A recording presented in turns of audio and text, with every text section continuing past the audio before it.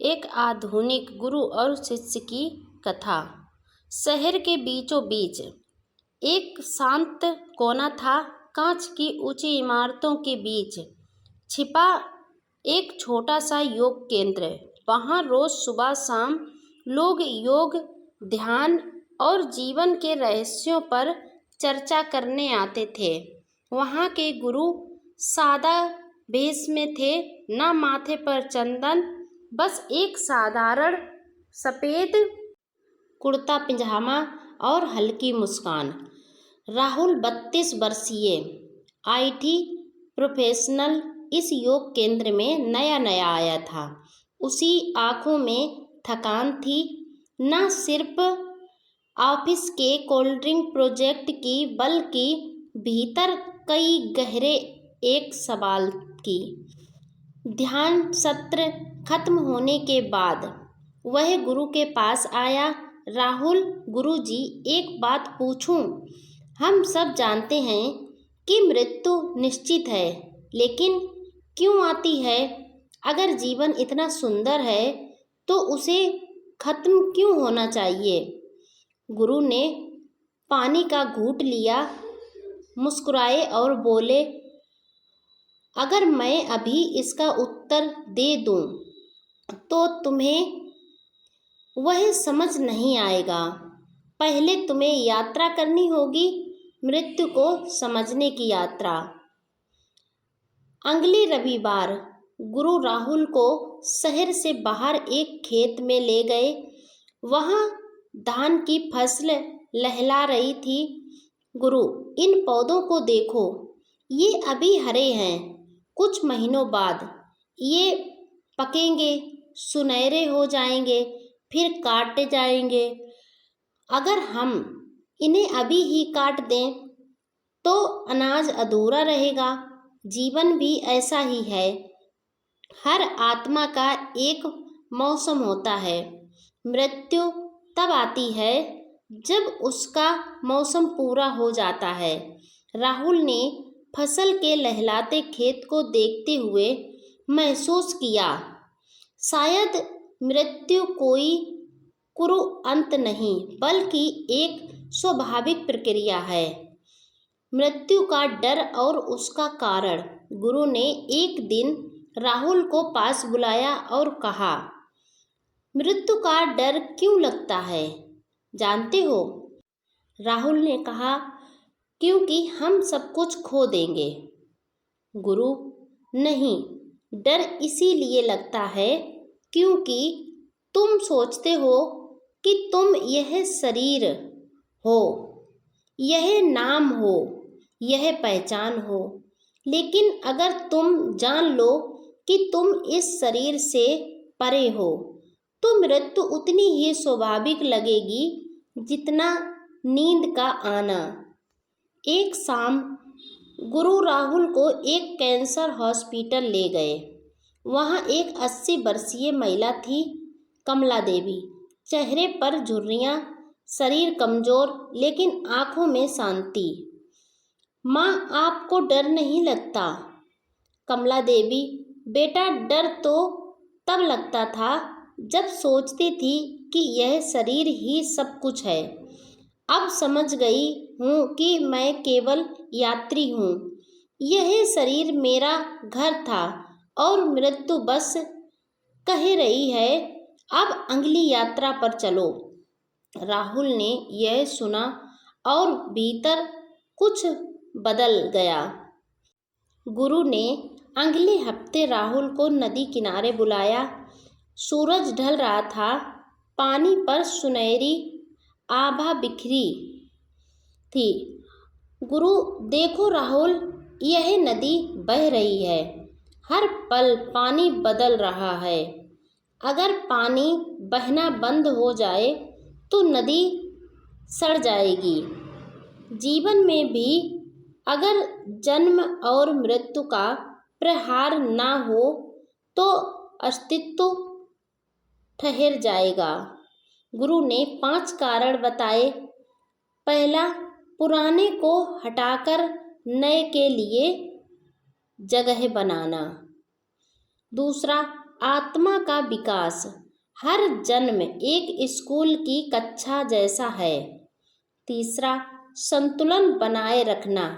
अगर मृत्यु ना हो तो दुनिया में भीड़ और पीड़ा बढ़ जाएगी। चौथा, अनासक्ति सिखाना। मृत्यु हमें याद दिलाती है कि कुछ भी स्थायी नहीं है।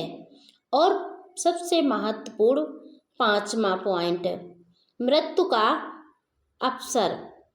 मृत्यु आत्मा को चक्र से बाहर निकालने का मौका देती है। एक दिन राहुल के ऑफिस में उसके करीबी दोस्त की अचानक हार्ट अटैक से मौत हो गई। वह रोया, लेकिन गुरु की बातें याद आईं। अगर यह एक यात्रा है तो मेरा दोस्त बस अगले पड़ाव पर चला गया है। उस रात उसने पहली बार मृत्यु के बारे में सोचकर डर की जगह एक गहरी शांति महसूस की।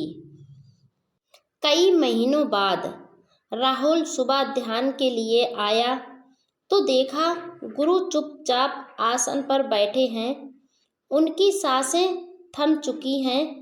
पास में एक चिट्ठी थी। प्रिय शिष्य, मृत्यु मेरे लिए एक त्योहार है। यह वह क्षण है जब मैं पुराने वस्त्र उतार कर नए वस्त्र धारण करता हूँ। याद रखो, मृत्यु अंत नहीं, परिवर्तन है।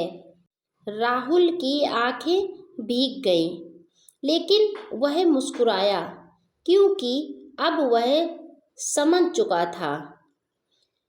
मृत्यु इसीलिए आती है क्योंकि यह जीवन के चक्र को पूर्ण करती है, आत्मा को आगे बढ़ने का अवसर देती है। यह सिखाती है कि कुछ भी स्थायी नहीं है। अगर आज कोई वस्तु या किसी व्यक्ति का जन्म हुआ है तो कल उसे नष्ट होना है। व्यक्ति का जन्म हुआ है तो उसकी मृत्यु भी होनी है। इस संसार में कोई भी चीज स्थायी नहीं है। जो चीज उत्पन्न हुई है उसे एक दिन विनाश भी होना है। जिस तरीके से एक सुंदर सा फूल सुबह खिलता है और शाम तक वह मुरझा जाता है, उसी तरीके से जब व्यक्ति का जन्म होता है तब वह बहुत मासूम होता है और जब उसकी मृत्यु होती है तब तक वह बिल्कुल फूल की तरीके से मुरझाने लगता है और उसका अंत हो जाता है। जिस तरीके से एक व्यक्ति अपने गिरे हुए पुराने घर को बदलता है, उसी तरीके से हमारे अंदर भी आत्मा अपने पुराने घर को बदलती है और नए घर में प्रवेश करती है। और सबसे बड़ा कारण मृत्यु ही जीवन को मूल्यवान बनाती है। और यही एक ऐसा सत्य है जो मनुष्य जानता तो है लेकिन उसे मानता नहीं है। मानने में उसका पूरा जीवन लग जाता है, तब उसे समझ आता है कि मृत्यु तो हर किसी की होनी ही है। इस संसार में जो चीज है उसका एक दिन विनाश होना ही है। जब हम मृत्यु को समझ लेते हैं तब जीवन को पहली बार सच में जीना शुरू करते हैं। इंसान जब जान जाता है कि अब मेरी मृत्यु होनी ही है, वह मृत्यु और जीवन के रहस्य को समझ जाता है, तो वह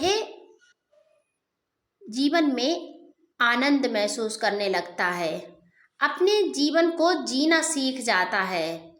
फिर उसके अंदर कोई ऐसा प्रश्न नहीं रहता है जिसे वह पूरा न करना चाहता हो। तब मनुष्य सोचने लगता है कि मुझे एक दिन मरना तो है, लेकिन इससे पहले क्यों ना हम अपने जीवन को अच्छे से जी लें। अपने जीवन के जो आनंद है जीवन में, उसे हम पूर्णतः प्राप्त कर लें। हम अपने मन की शांति को भी अनुभव कर लें। वह यह नहीं चाहता कि जो मेरा जीवन बचा है इसे हम यूं ही बिता दें।